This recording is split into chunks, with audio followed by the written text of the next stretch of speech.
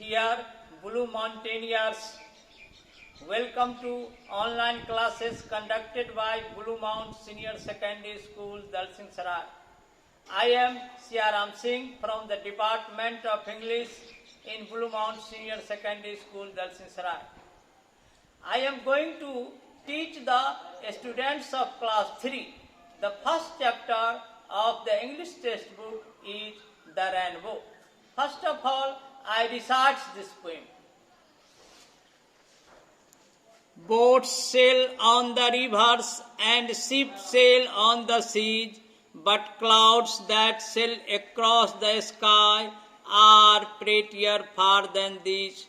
There are bridges on the rivers, as pretty as you please, but the bow that bridges heaven and overtops the trees, and builds a road from earth to sky, is prettier far than this.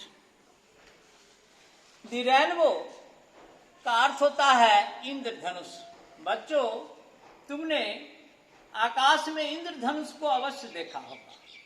यह 7 रंगों से बना होता है और बहुत ही सुंदर होता है, बहुत ही आकर्षक होता है।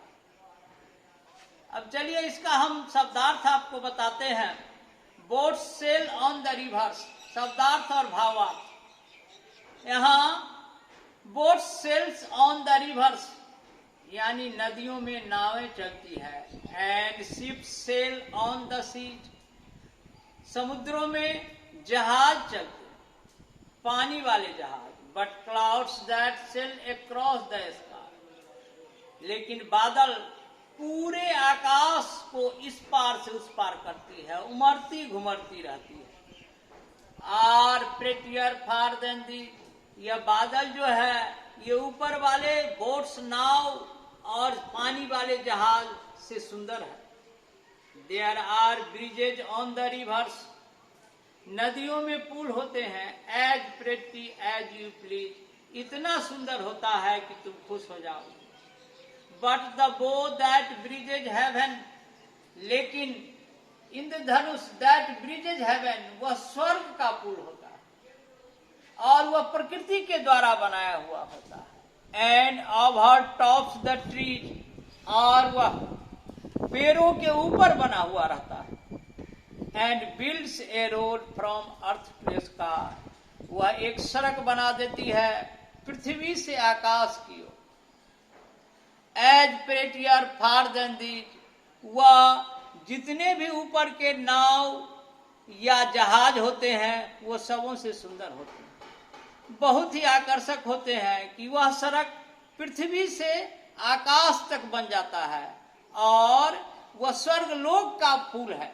वह पुल ऐसा है कि स्वर्गलोक का पुल है। यहाँ जो नदियों में पुल बनते हैं वह मानव के द्वारा बनते हैं, मानवकृत होते हैं, लेकिन यह जो हेवन होता है, यह जो रेनबो होता है, यह प्रकृति के द्वारा बना हुआ बहुत सुंदर और बहुत ही आकर्षक होता है।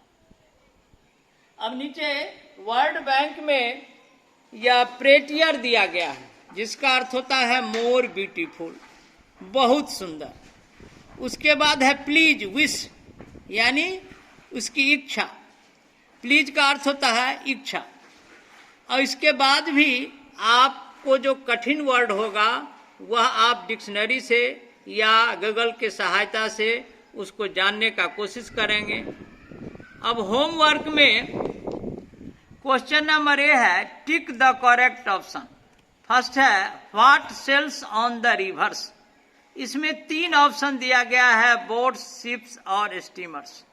What sails on the rivers यानी नदियों में क्या खेवे जाते हैं, तो हम लोग इसका आंसर लिखेंगे बोट्स। दूसरा है बी, बी में है answer the following question, where do the boats sail, नावें कहाँ खेवी जाती। उसके बाद क्वेश्चन नंबर सी में है fill in the blanks, there are dash on the rivers. यहाँ there are dash on the rivers, तो there are boats on the rivers. उसके बाद ग्रामर जोन, ग्रामर जोन में है change these sentences from plural to singular, यहाँ sentence को जो plural है उसको सिंगुलर फॉर्म में लाना है। एग्जाम्पल में दिया हुआ है the boats sail on the rivers. यहाँ बोट्स का सिंगुलर बोट हो गया और रिवर्स का सिंगुलर रिवर हो गया। वर्ब में थोड़ा सा चेंजिंग हुआ है क्योंकि प्लूरल में SEIS नहीं लगा, इसलिए बोट्स सेल हुआ और इसको सिंगुलर में जब हुआ हम बदले उसको तो बोट को द बोट सेल्स किए, यहाँ बोट सेल नहीं करके सेल्स किए। उसके बाद क्वेश्चन नंबर बी में है rewrite each of the following sentences using correct form of the describing words. The clouds are pretty than boats.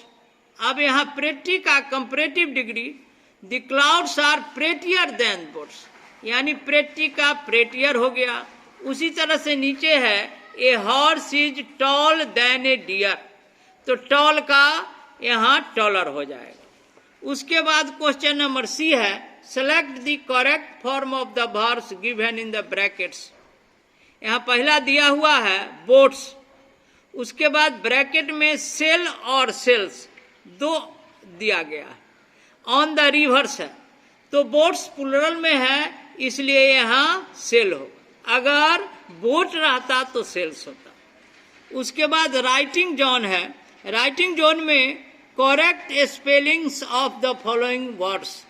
River, river में RIVER है जो कि होगा RIVER। उसके बाद है write 2 letters in bracket that can be added to the letters on the left to make new words. HEA भी है, इधर अगर EN हम लगा देते हैं तो हेवन हो जाता है और यह एक वर्ड पूरा हो जाता है।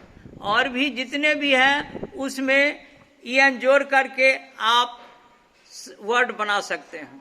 उसके बाद है one half the word is given, one half of the word is given और choose the other half from the word bank to make full words, one is done for. जैसे आधा यहाँ C दिया हुआ है और यहाँ SON है, तो एक एग्जाम्पल दिया हुआ है कि C और SON मिला करके ये दोनों को ऐड करके सीजन बनाया गया है। उसी तरह से रैन में BOW बो मिला देंगे तो रेनबो हो जाएगा। इस तरह से आप इसको बनाने का कोशिश करेंगे और जो भी कठिनाई होगा उसको पूरा किया जाएगा। Thank you.